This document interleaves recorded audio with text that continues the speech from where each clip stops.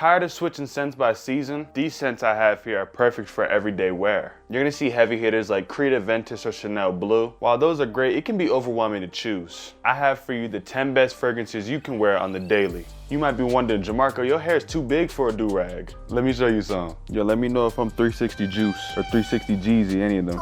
Listen, the waves ain't there yet, but they coming. Back to fragrances. Let's kick things off with a fresh scent that feels professional. I have for you Mont Blanc Legend Blue. This one off the first whiff is vibrant, fresh, and crisp. The spearmint gives it that fresh, airy feel. There's ambroxan that enhances that freshness while also adding a bit of warmth to this. When smelling this, you'll notice a hint of woodiness coming from the cedar wood, which adds a dark depth to this scent. It's refreshing, pleasant, and perfect for when you're out running errands or at work chasing your bag. Let's get into something more manly and velvety smooth. Prada Rosa Carbon.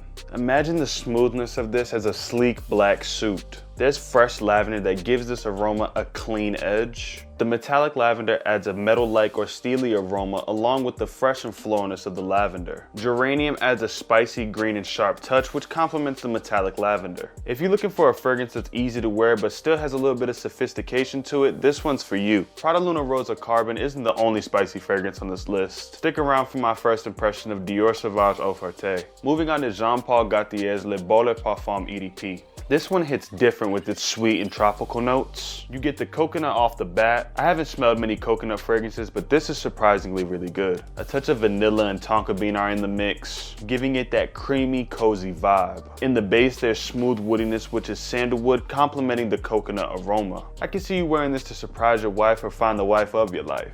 This next one's a classic, Creed Silver Mountain Water. It's got this freshness that feels like you're breathing in the mountain air. This comes from the citrus scents such as bergamot and orange. Then there's tea in this that evokes calmness and elegance just like flowing Silver Mountain water. This is such a relaxing and soothing aroma, but it still does its job as a fragrance and keeps you fresh as hell. I'll be the first to say it, the next one coming up didn't deserve as much hate. We're talking about Dior Sauvage Eau Forte. Bro, for real, like what's up with the hate behind Sauvage Eau Forte? I know this isn't your typical Sauvage, but take that expectation out of it. They truly showed the power of water. After smelling this, I think to achieve an aquatic-like fragrance, you gotta get it from the source. And yes, I know they weren't going for an ocean-like scent. Most importantly, bro, peep the atomizer, bro. Just wait. Oh my lord. Great heavens.